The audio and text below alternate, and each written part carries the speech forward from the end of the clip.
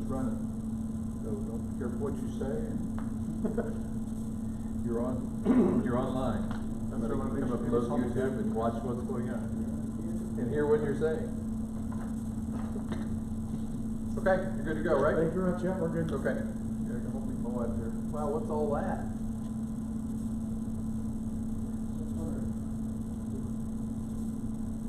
We're probably going to move this thing up a lot closer. Pick up the audio better.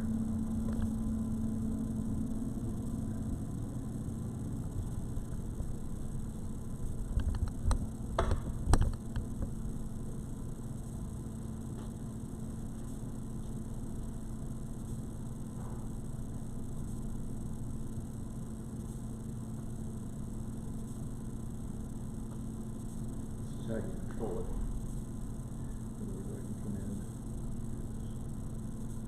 This is what it's actually seen. And you can zoom in around, you can move around, and then you can push that to zoom out, push to zoom out, whatever the case may be.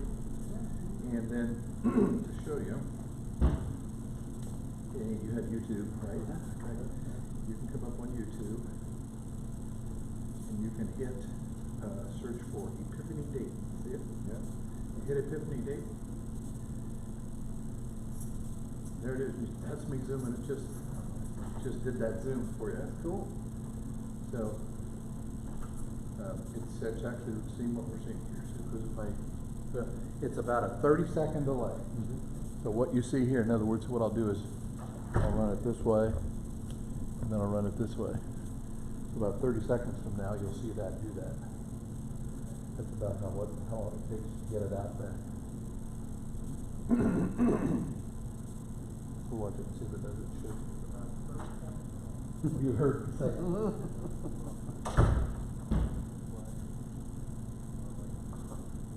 I don't have my volume up. I don't know.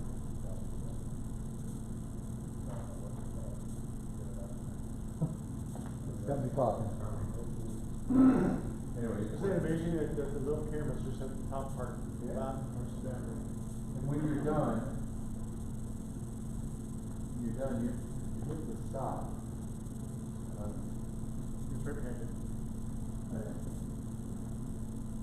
You will swipe this over, it'll get big, and then say swipe to stop, and you stop. And then it will say you want to record it. And you make sure you save it as record it. Okay. Yep. Then it will save it, and then save the whole thing, and use it for whatever you want to. And what would you like to do with the camera when it's done? I'll just leave it on. You're going to put it in the office? You got a key in the office? I do. Yep.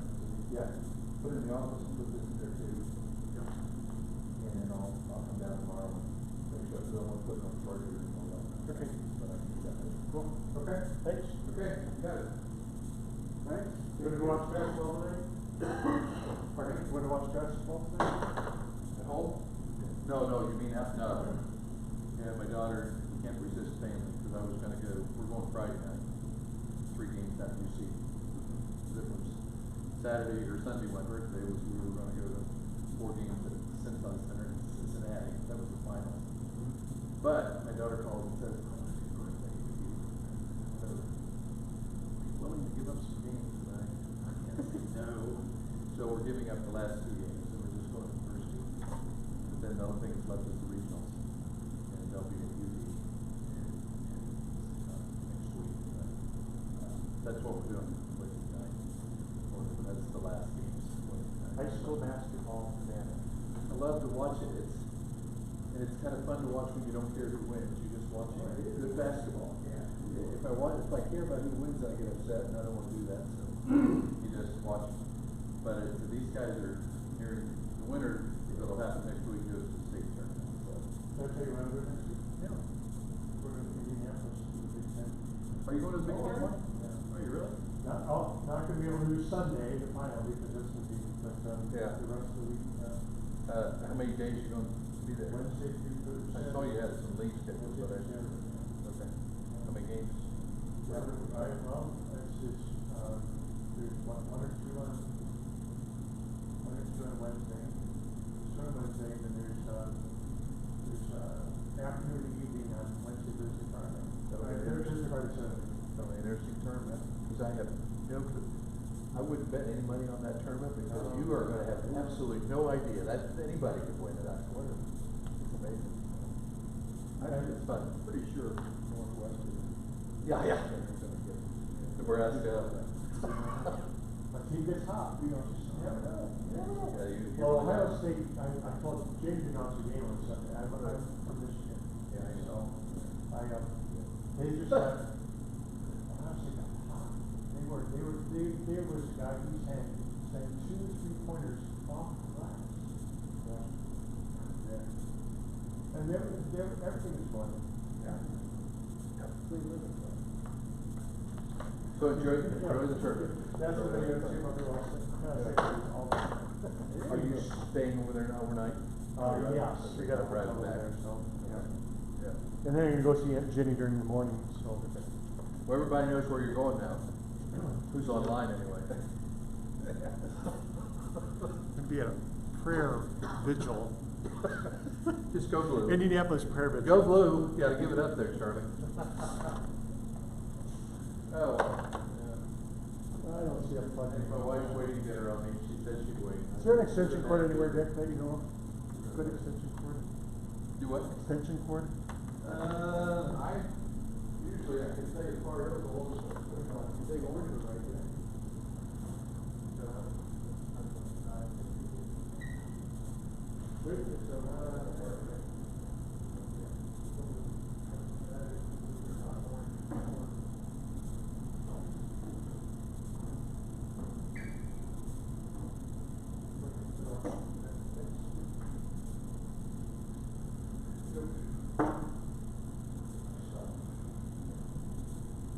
Thanks for your help, Dick.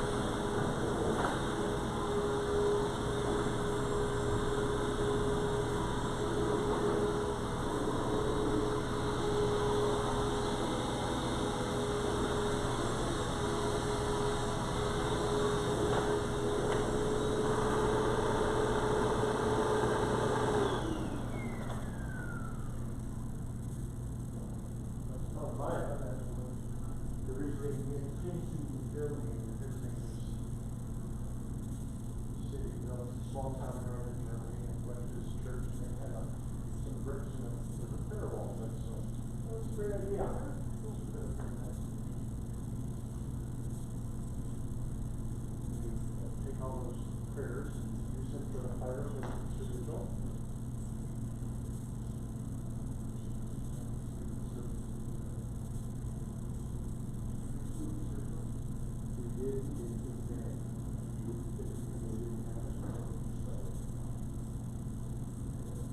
Colleague, when we were talking about that, worship house.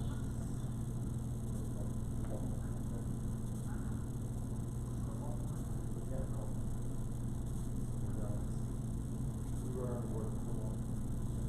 We just one. We didn't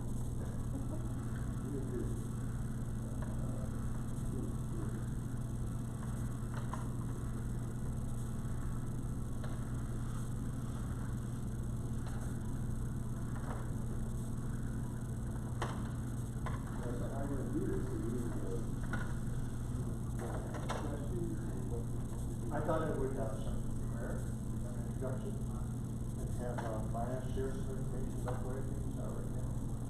And, maybe if you like to share some what's on HTF, and then we can have some questions. Does that work?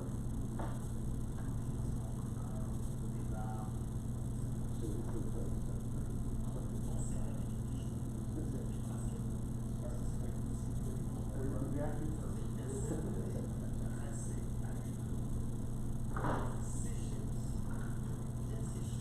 Especially issues with some of the parts of the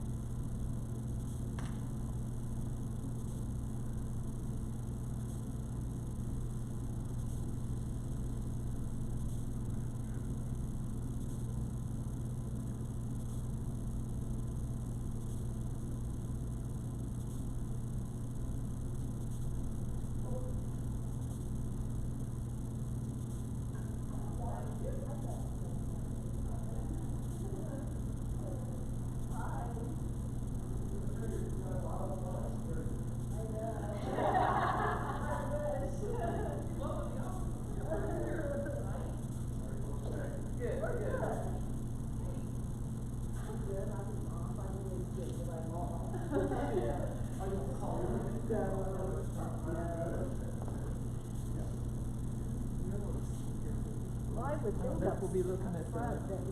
Oh, maybe you have a new. Hi. Hi, Kevin Kinsley. Oh, hi. Mel. Nice to be speaking. You want to get side or this side? Good question. We don't I'm not in charge. Oh, darn. I'm just the greeter. Kevin Kinsley, nice to meet you. Don Clark. Don, nice to meet you. Where do you want people to sit? Closer to the front, better. Either side, doesn't matter. Nope. Okay. But know that the camera is on. Okay, so this is. That was my idea. Okay, good, Not good. streaming it for people who can't get here. All right, good I idea. wasn't sure my streaming. calendar was free, so. The first thing I did was get out the vacuum cleaner so everyone could watch me vacuum, so it looks like I do some work around. Yeah. We knew we hired you for something. Yeah. It was very calculating on his part. Is Jay coming? Jay's got a board meeting over at Bethany. So Oh, that's where he's okay. at.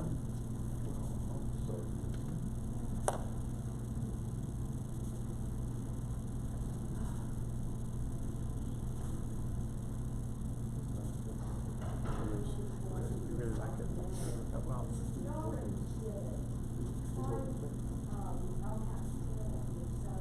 Here's a the first one is block. It's just not like a block. Yep.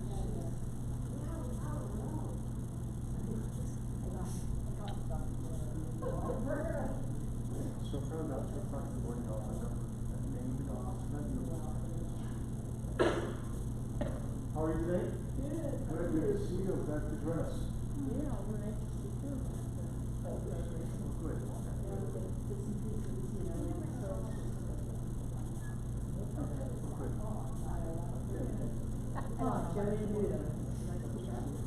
So is your whole group coming?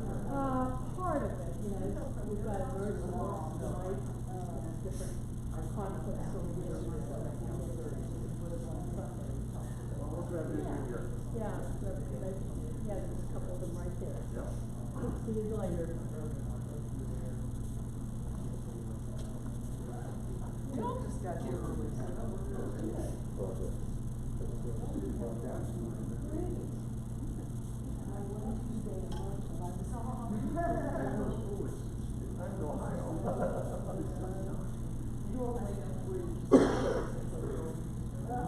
You want to pull a couple chairs up front? We could. Oh, she just does that. I don't do that.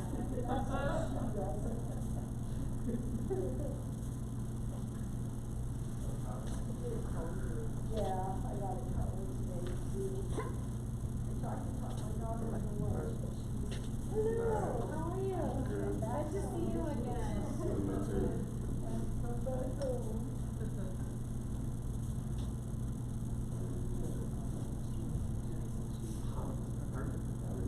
Just two, I think. You should be, guests of honor.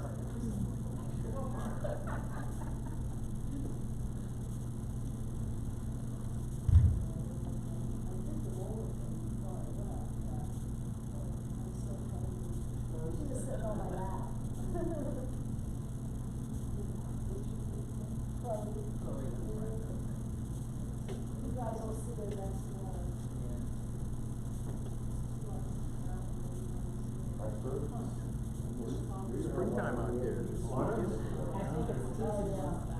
Maybe.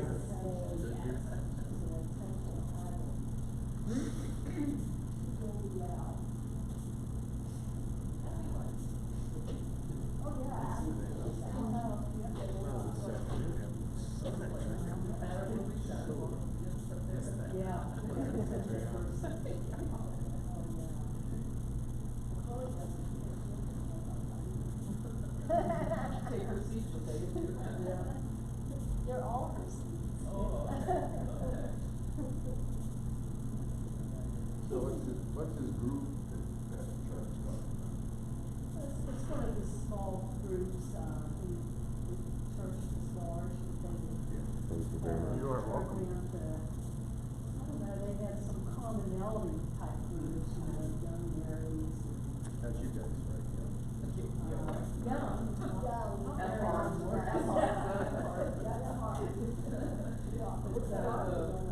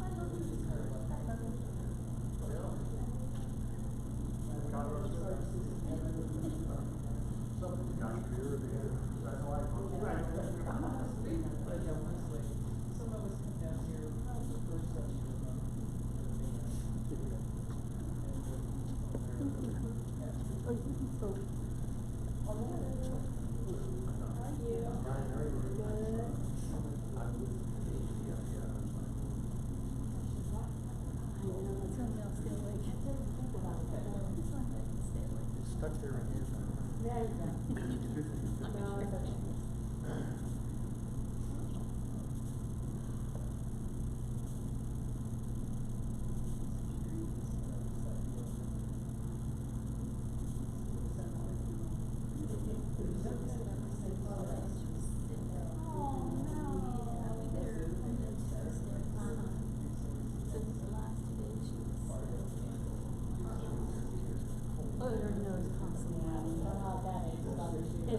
And every time I walk her down, she'd scream. If I check her, she'd scream. Yeah, they do. Oh, I know. It's torture.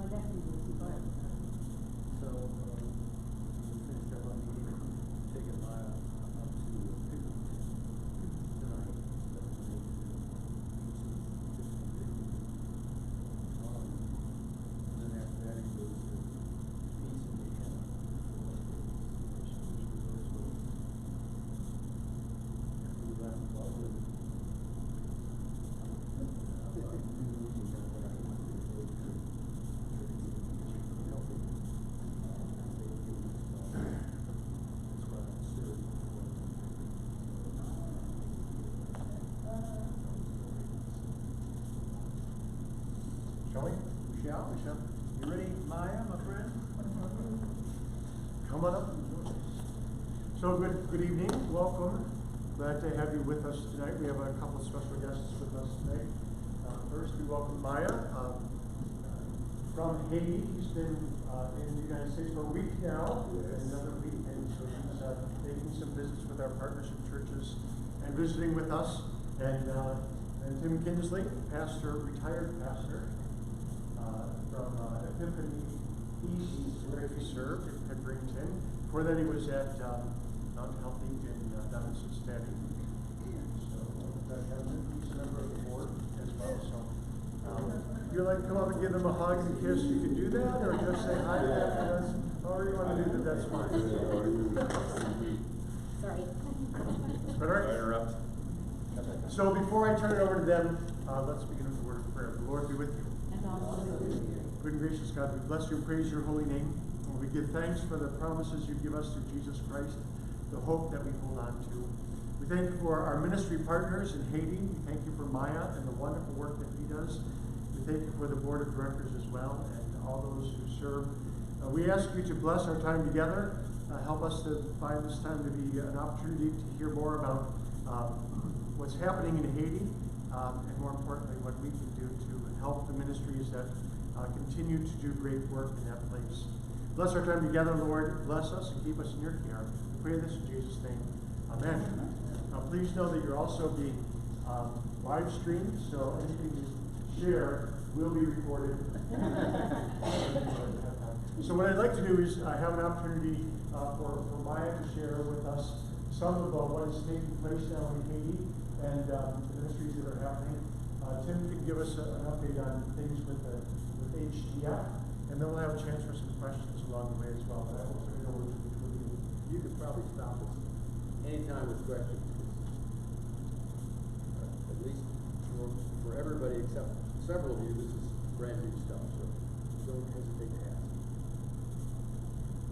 Good evening. Good evening. First of all, I want to introduce me. My name is Luke Lefort. Everybody knows me by Maya. I grew up as a child slave, and which we call West Avec in Haiti. And because my parents couldn't take care of me, I ended up, my mom left when I was 4, and then I was staying with my grandma. My grandma died, and then I ended up living with my aunt, who took me to be her child slave. And then I lived with her for until I was 12. And then as she was mistreating me and never sent me to school, the first person to wake up in the morning, the last person to go to bed. And so I decided to escape, run away. So I ran away at the age of 12. I ended up being in the street in Port-au-Prince. And I lived in the street for 6 months. And then from the street, I was found and brought to a detention center. I spent another 6 months in that detention center. And then from that detention center, I was lucky to be found and brought to an orphanage called St. Joseph for Boys, who was funded by Michael Gallenfeld, a former brother with Mother Teresa. And from the when I moved to St. Joseph, I was 13 years old. That was the time when I first began starting to go to school, learning how to read and write. And then by living at St. Joseph, I progressed and I learned skills and I take advantage from all of the opportunity that they were providing me. And then until I become a man.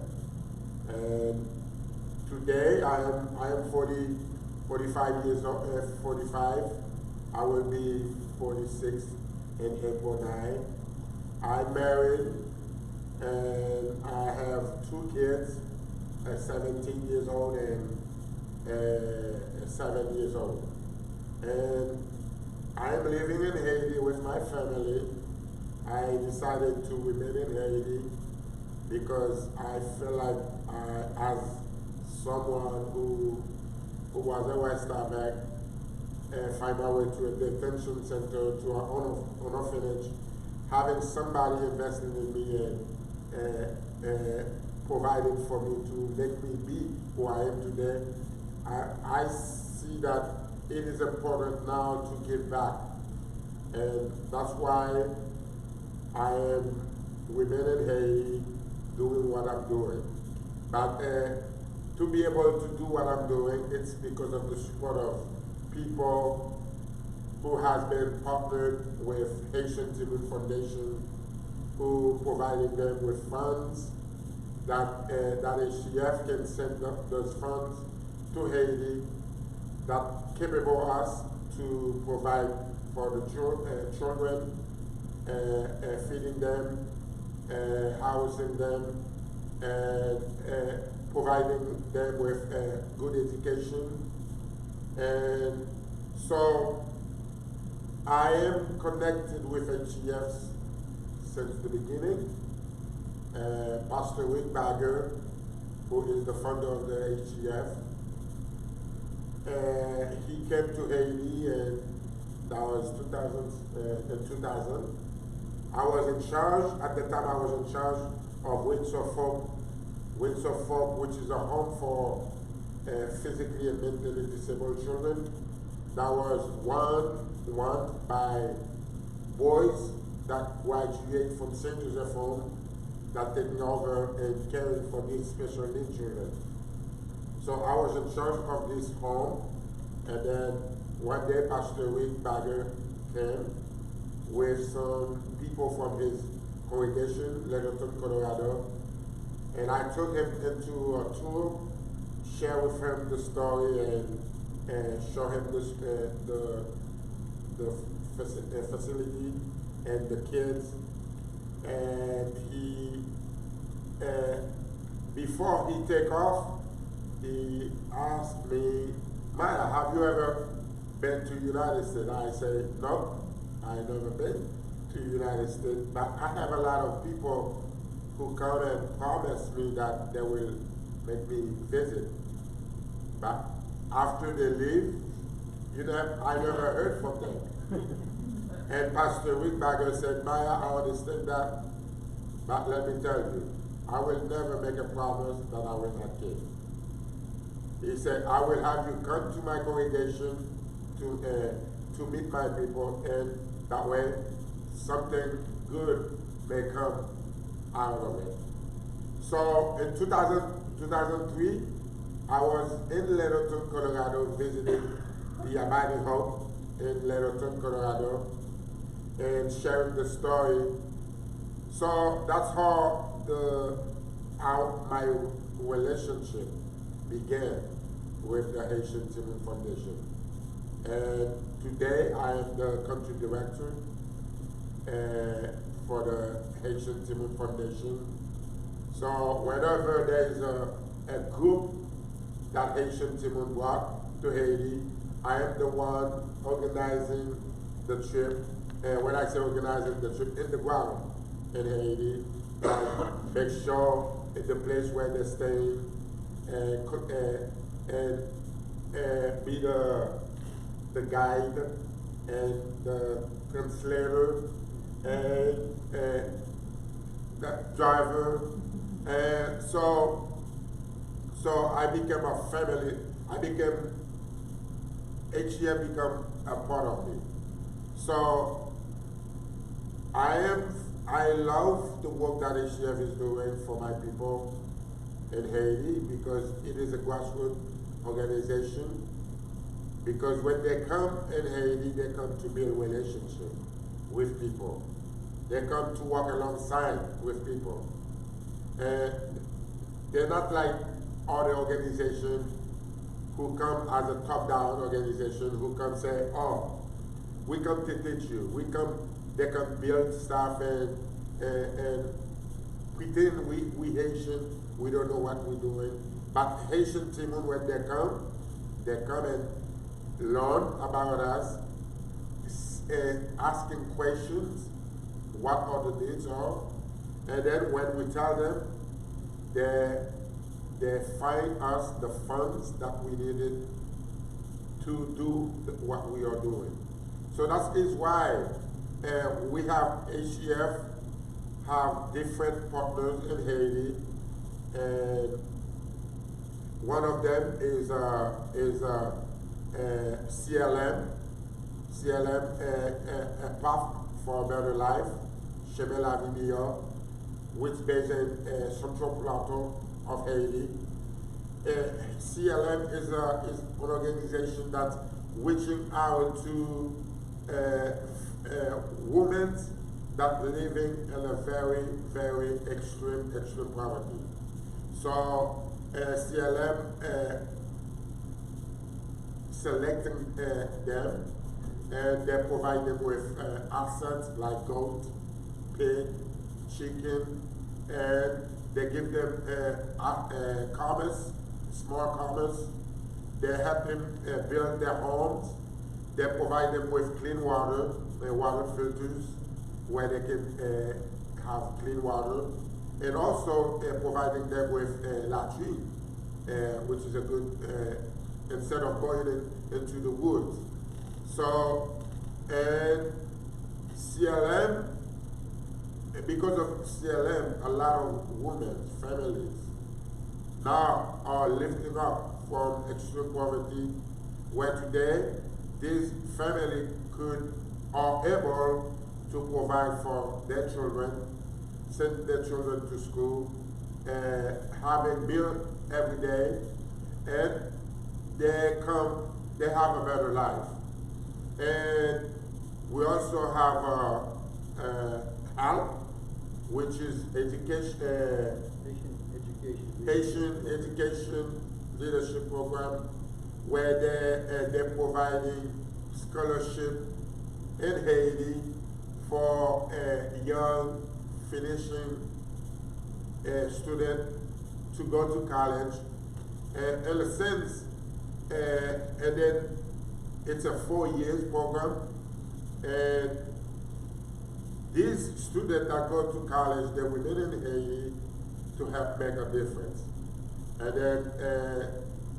then we have Pazapa, which is a school for in Jacmel, which is in the southeast of Port-au-Prince, of Haiti, which is a school for special needs children. It's not a home, but it is a day school where they're working with special needs children, deaf children, and teaching them and integrating them into the society.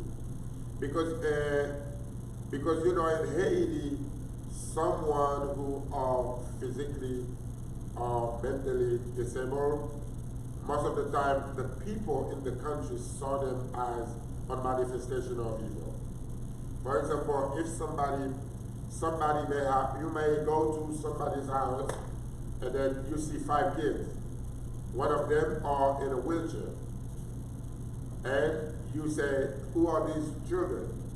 Oh, they will introduce you to 4 of them. And when you say, what about this one? Oh, it doesn't count. So, Wings of Hope it's another organization that HTF is partner with, providing for. It is a home where I was the director back in the days, and it is a home for these special needs children, where we house them, and we have a school program for them. We have people that care for them, providing for them, clean them up, and feeding them, and a lot of them are in wheelchairs. So, and we have a therapy program for them, like OT, occupational therapy, And beside of this program, there is Rejoice, which is one of the programs that I started after the earthquake, because as I was a West Avec myself, and I know what it's meant to be a child slave, and usually these kids are not having access to education. So after the earthquake, they became more kids in that to become slave or on the street. So I decided to walk around and find out who have a child slave at the home. So I make some selection, and where today I have 25 kids in Rejoice, where we provided for them. It is a Saturday program. It's not a full-time program. It's happening on Saturday. We have teachers that come and work with them and teach them their value, show them they have value, help them integrate into the society, show them that they can become somebody. And then none of these kids, when I first began with, none of them were in school. And today, 100% of these kids are full-time integrated into school system, where today all of them are in school. And also we have Living Faith School program, which is a program that also I started, because we have a school called L'École Sainte-Trinité. L'École Sainte-Trinité is a school that provided education for the poorest children in Jacmel. If L'École Sainte-Trinité wasn't exist, none of these kids will be in school. So, but the school goes from preschool to 6th grade. And then after they're done with 6th grade, there is no way to continue with secondary. So some of them approached me and said, how could you help me go to 7th grade? So and then I approached HTF leaders and tell them about that need. And then that's how today we have Living Faith, where we have 22 kids in that program, where from 7th grade to 10th grade. And we have a school in La Montagne, Jacmel, called CEI, who was funded by a man named Verbo Jean Julien, who was from in that village. He used to, when he was a child, he used to walk from La Montagne to Jacmel. It took him 2 hours back and forth. And after he finished with school, he go to college. He have a degree in law, and then he decided to build a school in that community, where today he provided education for these kids that coming from that rural place. So education, as you can see, it is very important for us as partners, because we know it is through education that we can lift up young people to become self-independent. And so that's why I'm in Haiti. So some of you have been come to Haiti, and I know this church, this congregation have been supporting HTF, have been partnered with HTF, have been sending people to Haiti and giving to HTF. So I can tell you it is because of your help, because of this partnership, that we as Haitian people can be able to provide and care for these people in Haiti.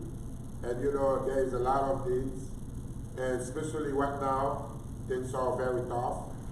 The country are not, things are not stable, you know, and we have a very corrupted government, and there is a lot of shooting, and people are killed, and last year, September to November, the country was completely shut down. Students couldn't make it to school. So December things get calm, and we thought it was going to be better where people can come again. So the second week of January, things turned bad again, where we have the police force and the army that the government tried to come back with now are fighting between themselves, shooting, and now there is a lot of kidnapping taking place in Haiti now. So people are struggling now, and that's why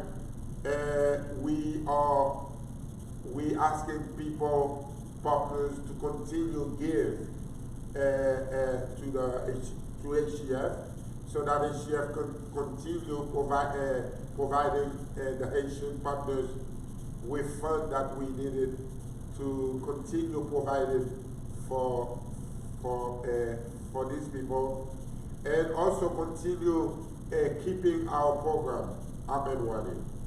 So thank you very much for being a partner to HTF, to Haitian Timon Foundation. Thank you for continue be a supporter to the mission of HTF, and we will, hopefully things will be calm soon, where group can come again, and where you will continue sending people to come and see and be, and continue involved in the life of the Haitian people. Thank you very much. I have a question. So you talked about CLM. Well, these are the women-run families, right, and their Yes. children.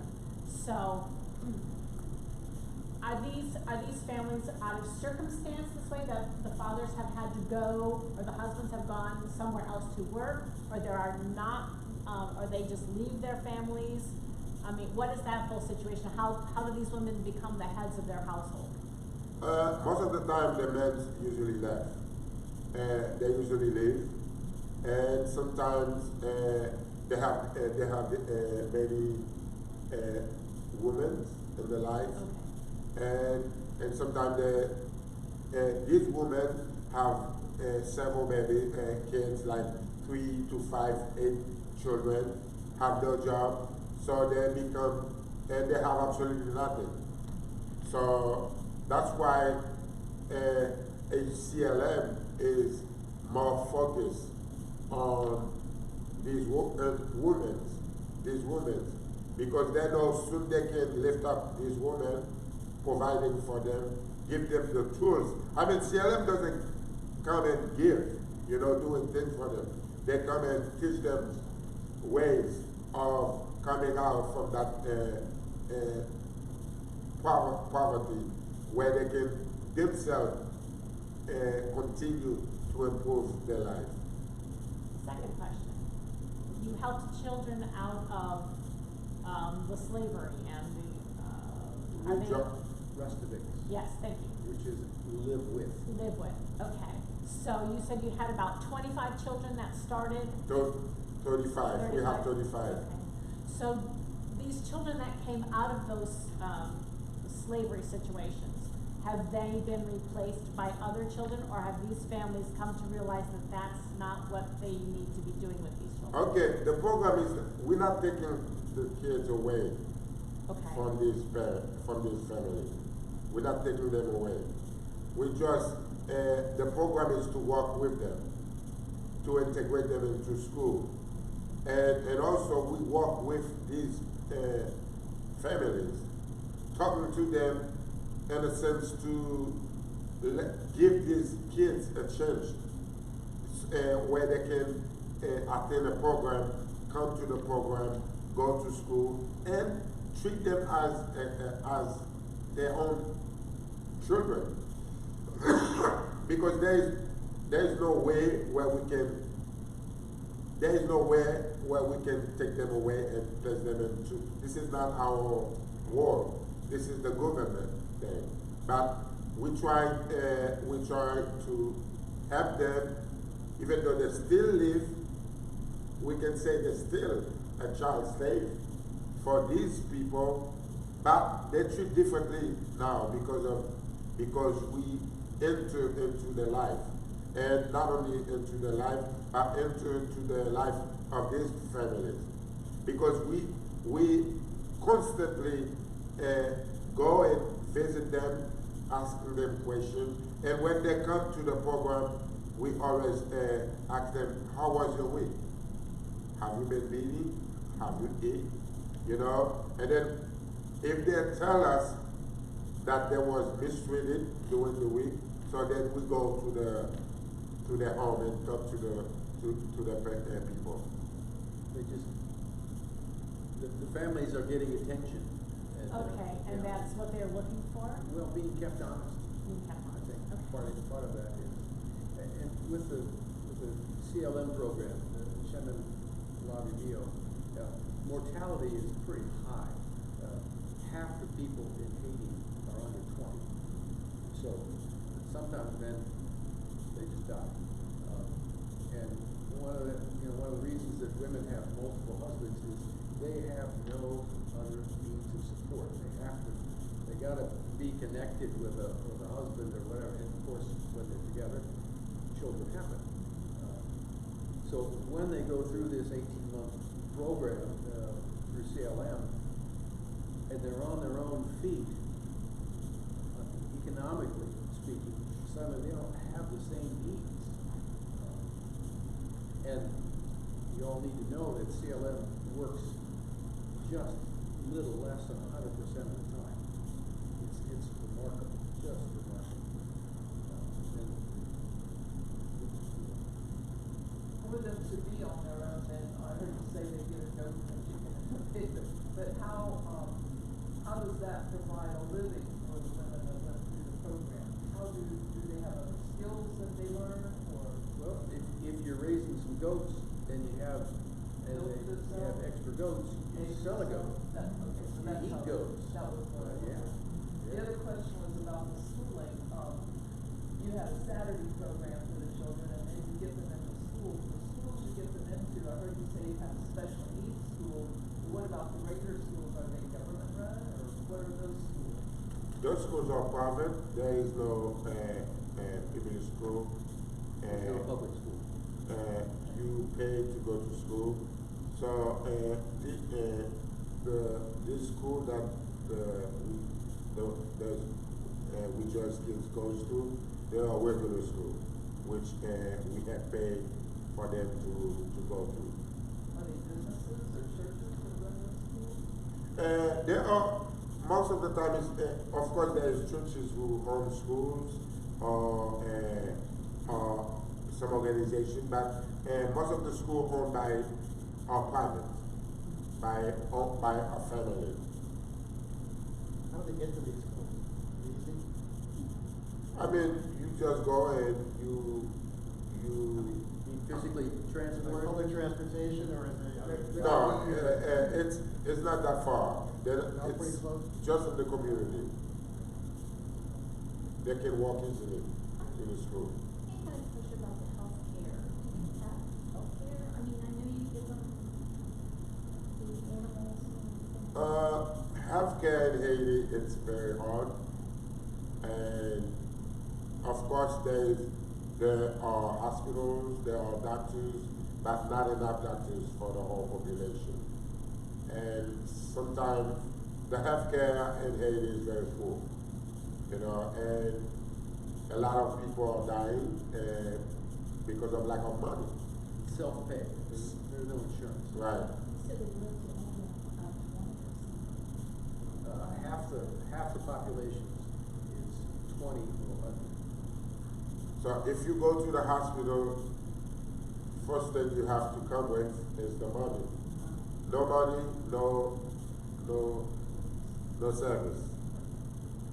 So sometimes, like there is a singer who is very popular in Haiti, and while he was away, his mom was sick, and they took her to the hospital, and she brought some money with them, but they required a certain amount of money.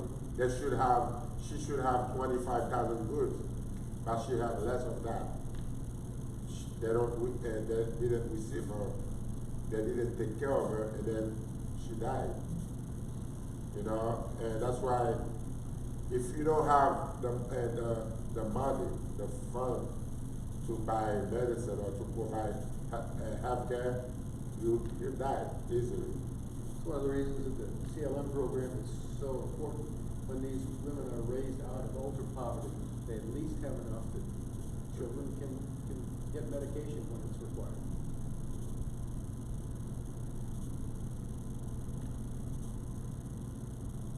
Do they have any land available where they can grow food, or they have to buy all their food? There are land available, but it's not, to be landowner, you have to, land costs a lot of money. It's not everybody that's owns land. And also, of course, Haiti is an agricultural country, but people doesn't make, they don't have the resources to Grow crops. to grow crops. So, of course, now people are depending on everything is all imported from DR or from USA. So, and you have to have money to buy them. And if in the countryside, some people who are doing agriculture, they're just a little piece of land, and what they're growing is not enough to even provide for their families. Some of the clients with CLM, if they have a small piece of property, they can grow peanuts, peppers, those kinds of things, and sell them. That's their commerce, their enterprise. So they get by on remarkably little, but they need assistance even to get to that point. These women who go through the CLM program are still very, very poor, but not as poor, and they can feed their children, and they can get medication if necessary. And so it's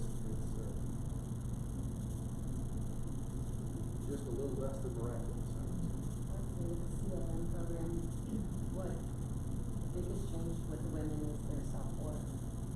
They don't see themselves as real people when they go into the program. Oftentimes, when we go up to the Central Plateau to visit the CLM folks, we'll divide the group. Some people will visit with those women who are just getting into the program, and others will be with those who are halfway through, and others who have maybe just completed it. It's an 18-month program, and the difference is night and day. The women who are just beginning have no sense of self, no confidence. Many of these women have never had a picture of themselves. Now they have an ID with their picture, and after 18 months, all of a of a sudden these women are somebody. But one of my favorite stewardship stories, I've used it in several congregations now. But we visited one gal in the Central Plateau who had finished the program, and she had now, her goat herd was up to 7. And so she was going to give one to the church, she was going to sell one, and she's going to continue to increase her herd. And this woman was an entrepreneur. She was ready to take on the world, and her kids were eating. When they're in the CLM program, are there children there with them? Well, yeah, they don't go anywhere. They're in their homes. Okay. There's a caseworker who Comes visits to them. them once a week. And these are Haitians. These are not, Americans with all the answers. These are Haitians who work with them on a weekly basis. And sometimes have to cajole them into, talk them into staying in the program because it's difficult. They have to dig their own latrine. They get supplies. They have to prepare for the improvements they want to make to their home, whether it's to put tin on the roof or maybe they'll get some concrete for the floor.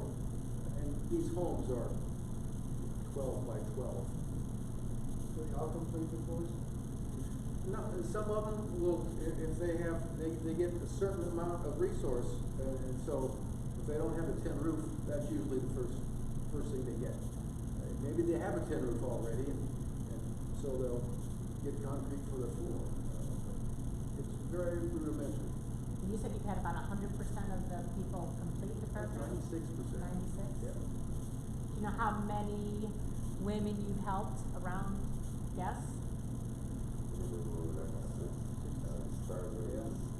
It is, again, remarkable. It's a program that was initiated by Fonds, which is an international microfinance program. Started in Bangladesh, they transported it. It was successful in Bangladesh, but they transported it to Haiti, and it has become fabulously successful. They do everything very, very well. And it's run by Haitians. In the midst of the turmoil and unrest now, is the program still able to take as many women in the program as it once was? Are there enough caseworkers? Can they get to where they need to be? I think so. The CLM is still functioning in spite of the current unrest. Yes, Yeah. they do. Yeah, they're in the rural areas, obviously. Yes. It's not the same As in the city. as in the city, you know. So what about with help? What about with help students? During the unrest, have they still been able to attend classes? I mean, during the period which required the 3 months when the country was completely shut down, they wasn't able to go to attend school, and because there was no way. But they kept going to help, because the dorm is not far from the CLM from health office. So they go and they keep themselves together, and they continue having class at health and working among themselves. But now they're back, and recently there was a graduation where about 150 of them will just graduate. They graduated their largest class. Right. But even at that, there were a number of those students who did not come to graduation because they would have had to go through neighborhoods where they wouldn't be safe. They actually, during that shutdown time, those students that were on campus or on their dorm actually accelerated their program so they could get stuff done. These help students, as Hyman's know, are just stunning students. Whenever I've been there with that group of students, I'm thinking, I wouldn't make it. No way. I know you're passing it. These are the brightest brightest students. And the program is structured so that once they graduate, they almost all immediately get jobs. And when they get a job, their whole family is raised up out of poverty. All of a sudden, everybody gets food. Everybody can have education because they get a job for $10,000 or $12,000 a year, which is incredible money for them. And they also then agree in the program to go put 15% of their income back into the program for 9 years. So it's a really, really hopeful program. Where are the jobs? Primarily in cities? Yeah. And these kids they graduate with degrees in agriculture or computer science or education or engineering, and they're coveted because they're committed to stay in country. They're gifted. They're given leadership training and skills, English, computer skills. These are very well prepared young people when they graduate. You all have supported them, which is a wonderful and hopeful thing. It's terrific that you all are willing to do that. This is about $9,000 a year to shepherd a student through, and it's a 5-year program, 4 years of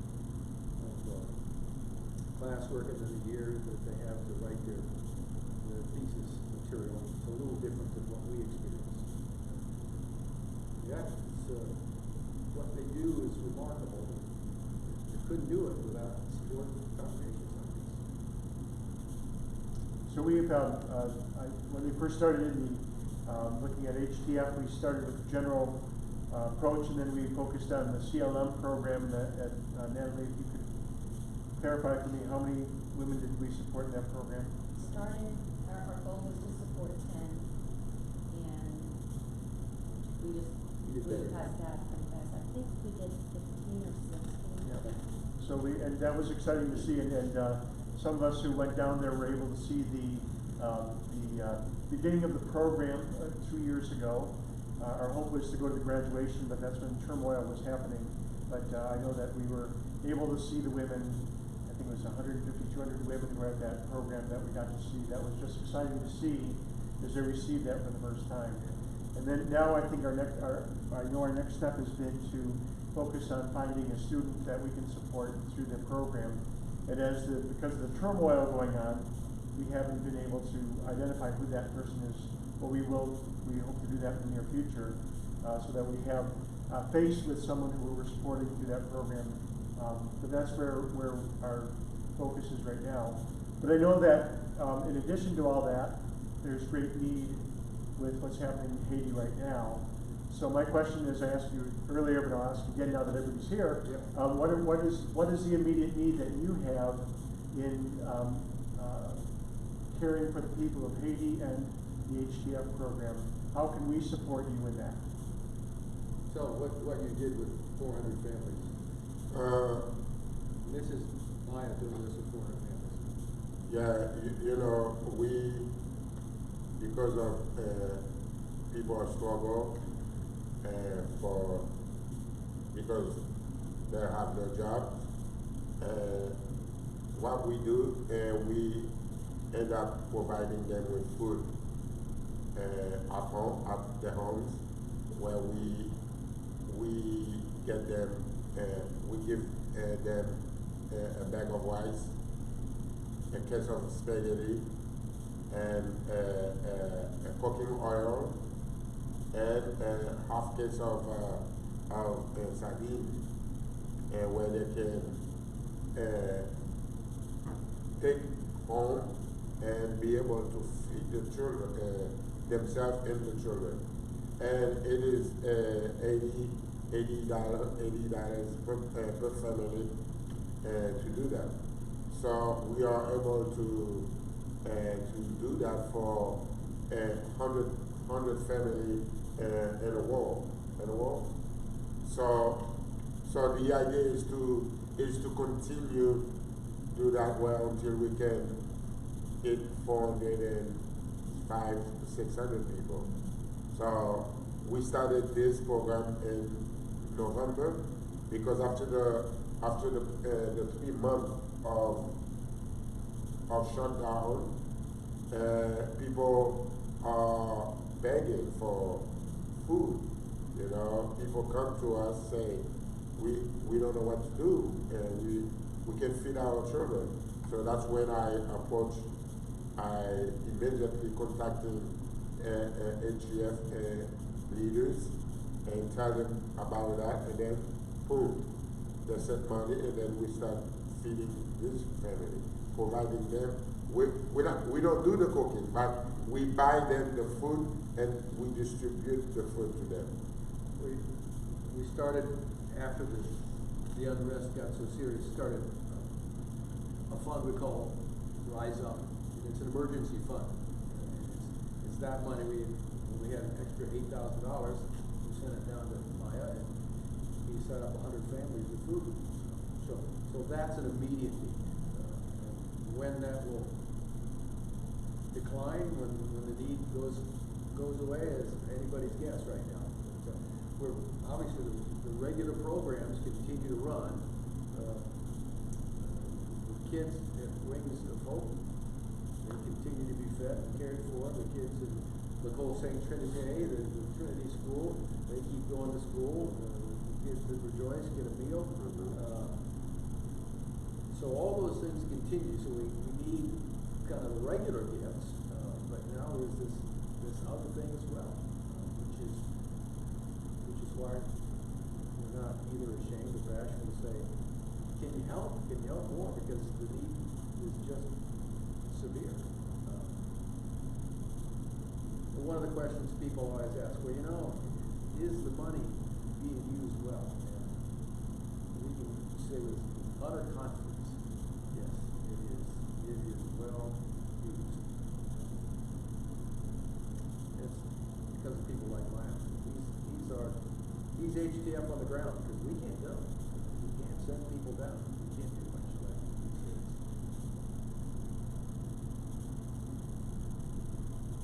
Other questions? Lots of the questions. Comments?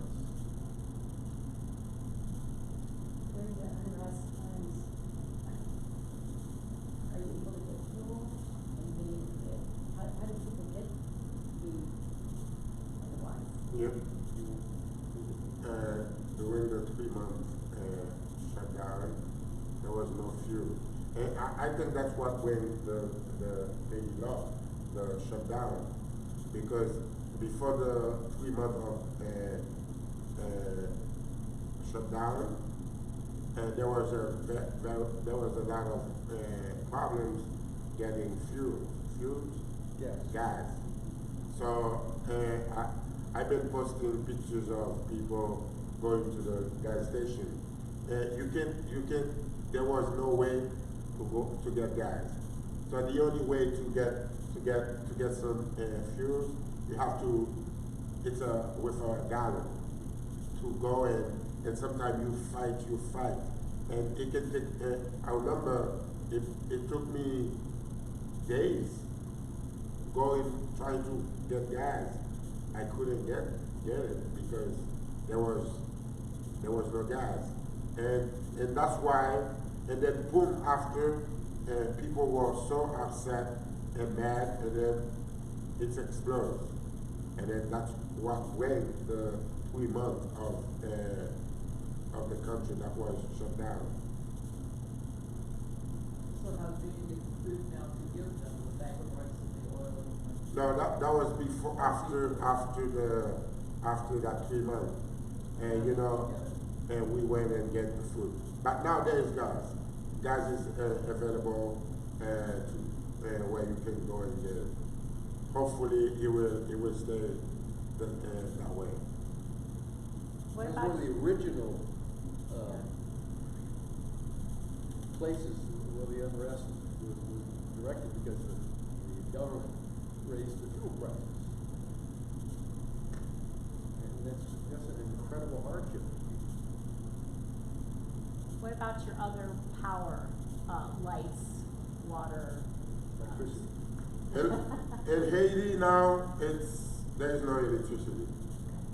there is no, I mean, while I'm here, I've been here for a week. My wife said there is no electricity since I left. And the only way you can have electricity unless you have a solar panel, an inverter. Otherwise, you use candles. And water, here again, like at my house, I have a reservoir, and I collected rainwater, and I don't buy water. I just use the rainwater. So, but most people they don't have reservoirs, and they have to go far away. And they may not have filters. Right. So, I mean, water, electricity, everything now it's hard.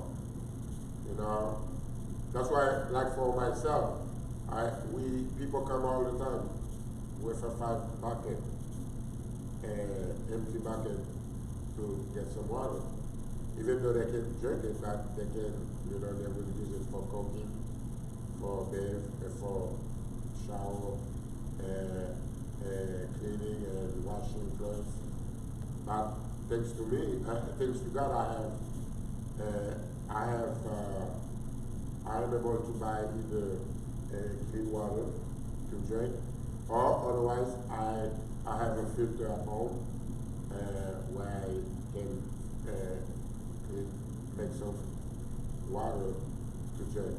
And back in the days, HTF we used to give our water filters because we knew clean water is a big issue in Haiti. We used to give a lot of water filters during the camps because HTF organizes a summer camp every year.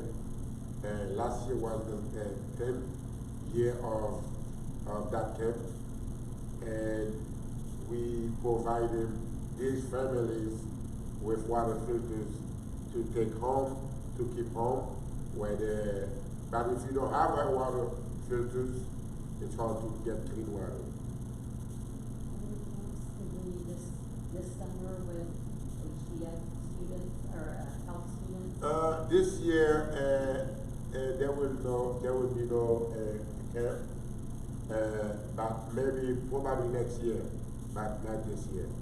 Because because of all of what's happening right now, things are not stable now. So there will be no camp for this year. The camps have been kind of transitioning for a long time. We had lots of U.S. kids, adults would come over and help put on the camps. But finally began to roll in more and more Haitian monitors and the help students as interns and less U.S. hands-on and more support, which is our preference and model anyway. We don't, HTF is not a mission program that goes down and does stuff, right? That's not our MO. Our desire is to create relationships with partners who are doing what needs to be done. They know how to do it. We walk alongside them. We provide support, encouragement. One of the things we are adamant about is that we never make a promise that we can't keep. So if we say we're going to do this, we do that. And if somebody asks us to do something we can't do it, we won't say we're not going to overpromise. We want to be faithful to these folks because there's a long history of broken promises in governments, the U.S., NGOs. We don't want to do that.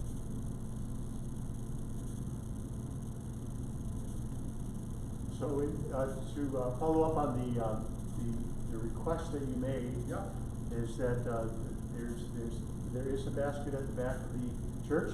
There's also online giving, and if you go to our website, you can go on online giving. There's 2 items for Haiti. One is the HELP program. The other is the Rise Up program that you were talking about, the immediate need. So that could be done or if you have a specific area outside of that you wanted to do that, we can always make sure that the money, that whatever we receive goes to the places we want to be addressed. Just want to say HTF, whatever you want to do is best. That would be, I know that as a member of the board, you would appreciate that. Yeah, for sure. And you're welcome to go to the HTF website, which is htflive.org. And there's lots of information there. Direct donations if you want to, but go through the church, it makes Charlie look good. Somebody's got it. Yeah, I know, it's a big job. Jay's been down a couple times and The Hyman's have been a couple times. yeah, and once things settle down, we'll start the immersion trips again, and please, if you're able to come down with a group of half dozen folks from 50 and gather with a couple other congregations, you come and see, and Maya drags you around and see all our partners, and you are inspired and enthused and just you get to ride in a tap, which is pretty darn exciting.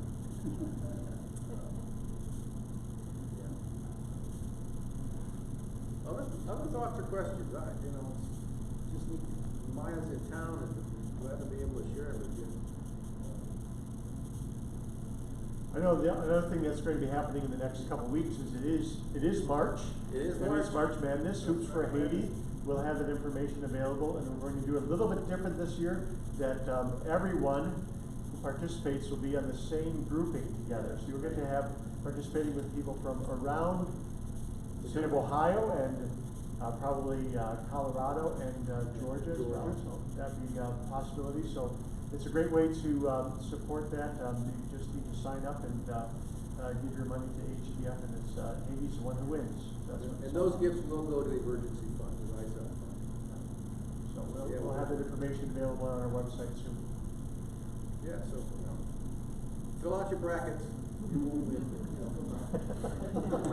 Does anybody ever win these things? Somebody must. Somebody must. Make sure you designate on your check, Hoops for Haiti, so it goes to the right place. Hoops for Haiti, right. The Haitians win. Thank you for coming. Thanks for coming out. And all those who are watching on live stream, thank you. If you want to take some time to greet them as we part tonight, please feel free to do that. Thank you so much for being here. Thanks.